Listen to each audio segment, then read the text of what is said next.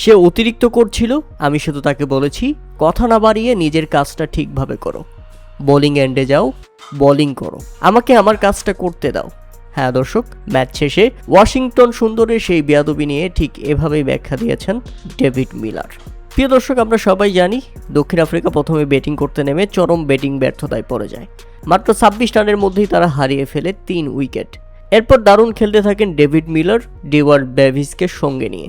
29 বলে 45 রান করে baby AB ফিরে গেলে এরপর ডেভিড মিলারকে দারুণ সঙ্গ দেন ট্রিস্টান টাফস। নিজের 50ও তুলে নিয়েছেন ডেভিড মিলার। পরে পানি বিরতির সময় যখন মিলারকে থামানো যাচ্ছে না, আর সেটাই যেন পছন্দ হয়নি ওয়াশিংটন সুন্দরের। ভারতীয় এই বোলার সরাসরি মিলারের কাছে চলে যান এবং সেখানে গিয়ে তাকে ডিস্টার্ব করেন। তিনি বিরতির সময় তখন ব্যস্ত ছিলেন সতীর্থ ব্যাটসম্যান ট্রিস্টান টাফসের সঙ্গে কথা বলছিলেন, কিন্তু সেখানে তাদের কথার মধ্যে গিয়ে আচমকাই ওয়াশিংটন সুন্দর ডেভিড মিলারের উপর নিজের কন্ট্রোল হারিয়ে ফেলেন।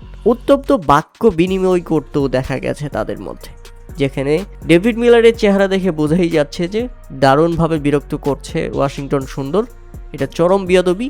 ডেভিড মিলারের মতো একজন সিনিয়র ক্রিকেটারকে সুন্দরের মতো একজন ক্রিকেটার এভাবে ডিস্টার্ব করে, স্লেজিং করে, সেটা কি কোনোভাবে মেনে নেওয়া সম্ভব কিনা? আর এই ম্যাচে ভারতকে হারিয়ে দারুণ জবাব দিয়েছে দক্ষিণ আফ্রিকা। ভারতকে একদম টুর্নামেন্টের বাইরে পাঠিয়ে দেওয়ার মতো অবস্থা করে দিয়েছে। সবকিছুর জবাব ডেভিড মিলার দিয়েছেন ব্যাট হাতেই।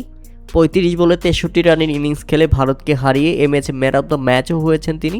মানে একটা দল যখন ভালো খেলে, একটা প্লেয়ার যখন ভালো খেলে, সেই প্লেয়ারের সঙ্গে কিছু না কিছু করতেই হবে ভারতের, না হলে তাদের পেটের ভাত হজম হবে না।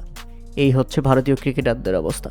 প্রিয় দর্শক, ওয়াশিংটন সুন্দর মিলারের সাথে যেটা করেছে সেটা আপনারা কিভাবে দেখছেন তা অবশ্যই আমাদের কমেন্ট করে জানাবেন।